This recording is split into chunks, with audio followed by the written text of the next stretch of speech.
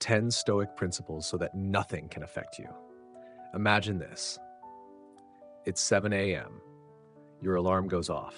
You roll over, already thinking about the avalanche of emails waiting for you, the meeting you're not ready for, that awkward conversation from yesterday that's still replaying in your head. The day hasn't even started and you already feel like you're behind. Now imagine instead, you wake up and no matter what happens today, you stay steady. Someone cuts you off in traffic, you don't flinch. A coworker takes credit for your idea, you don't explode. Your plans get derailed, you adjust without panic. You're not suppressing emotions, you're mastering them. You're not immune to life's storms, but you know how to sail through them without capsizing. That's not wishful thinking. It's a skill, and people have been practicing it for over 2,000 years under a philosophy called Stoicism. Today, we're diving deep into 10 Stoic principles, but not in a dry academic way. I'll share how these ancient ideas still work in our modern, messy world, plus my own experiences and real-life examples so you can apply them right away. Stick with me to the end, because these principles don't just change how you handle problems, they change how you live. Principle 1, find your North Star. A clear purpose. If your life were a ship, purpose would be your compass. Without it, you drift aimlessly, tossed around by whatever waves hit next. The Stoics knew this. Epictetus said that difficulty reveals character, but also that without a direction, every challenge feels bigger than it is. Here's the thing. A lot of people mistake purpose for career or achievements. That's not it. A purpose is deeper. It's the principle that shapes all your decisions, whether you're at work, at home, or stuck in a traffic jam. For years, I was chasing things I thought were purpose. Job titles, financial milestones, public recognition. I told myself, once I reach this next goal, I'll feel satisfied. But the moment I reached it, the goalpost moved. That's the problem with chasing markers other people set. You're never done.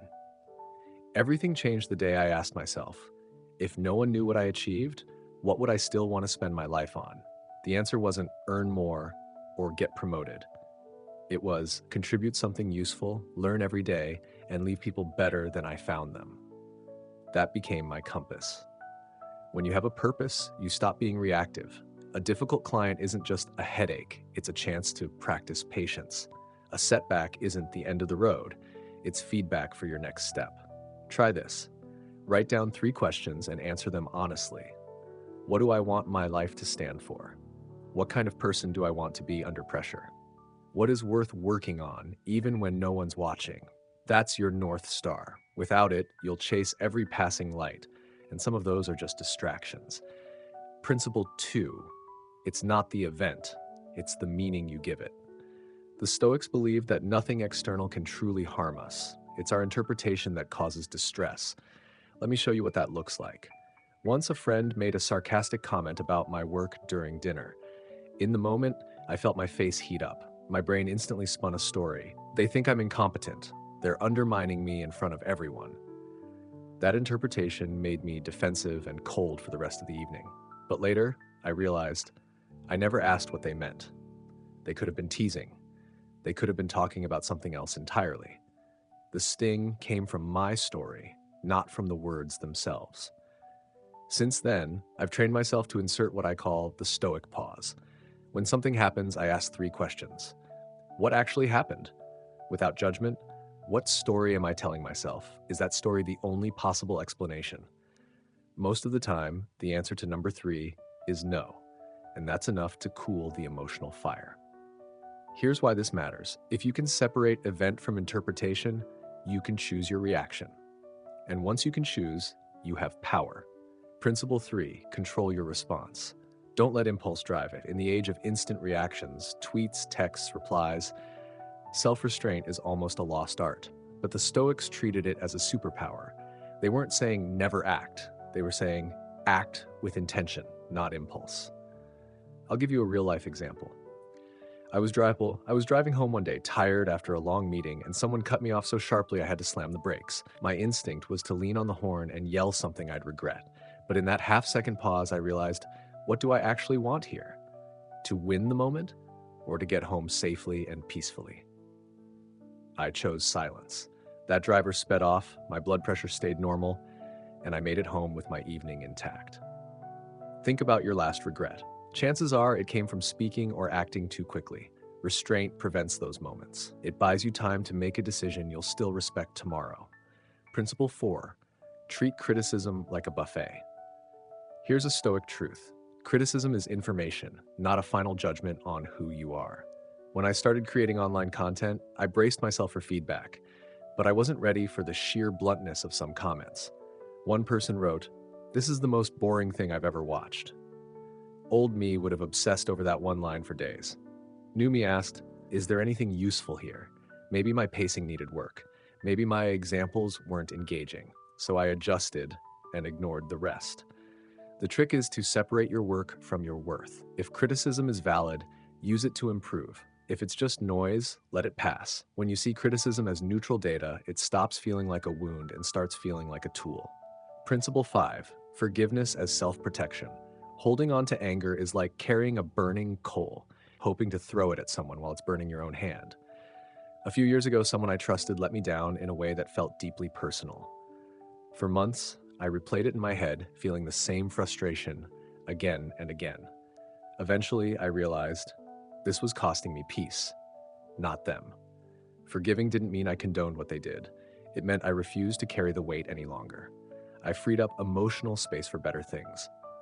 The Stoics saw forgiveness not as weakness, but as the ultimate act of self-defense. You take back control by choosing not to let someone else's action dictate your mental state. Principle 6. Rehearse for life's storms.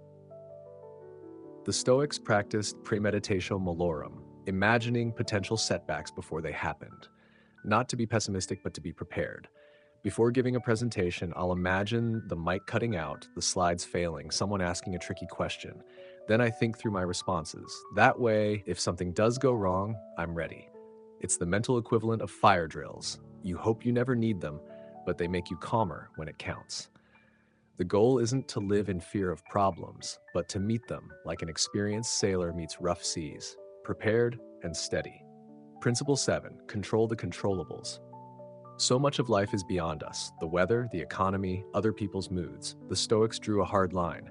Focus only on what you can control: your actions, your choices, your mindset. If your train is late, you can't make it arrive faster, but you can decide how to use the time: read, plan, breathe. This shift turns frustration into opportunity. It's not apathy, it's strategy. You stop wasting energy on the impossible and start investing it where it counts. Principle 8. Accept imperfection. Everywhere, perfection is seductive and destructive. We demand it from ourselves, from our relationships, from life. But the Stoics saw imperfection as the natural state of things. When you accept this, you stop punishing yourself for being human. You stop holding others to impossible standards. You start working with reality instead of resenting it. This doesn't mean giving up on improvement. It means celebrating progress, learning from mistakes, and moving forward without dragging shame behind you. Principle 9. Live in alignment with nature. For the Stoics, nature wasn't just trees and rivers, it was the natural order of life. Things grow, change, and end. Seasons come and go, people enter and leave. When you accept that change is the only constant, you stop wasting energy resisting it. You start adapting. You see endings as part of the same cycle that brings beginnings. Living in harmony with nature also means honoring your own limits, resting when you're tired, nourishing your body, respecting your mind's need for quiet. Principle 10. Ground yourself in gratitude. Gratitude isn't just saying thanks. It's deliberately focusing on what you have instead of obsessing over what's missing. I keep a 3-line gratitude journal. Even on awful days, I can write something: a warm coffee, a funny conversation, the fact that I have a bed to sleep in. That practice builds resilience. Because when you train your mind to see the good, life's blows don't hit as hard. Gratitude becomes your anchor in rough waters. So here they are, 10 Stoic principles that can make you unshakable. Find your North Star.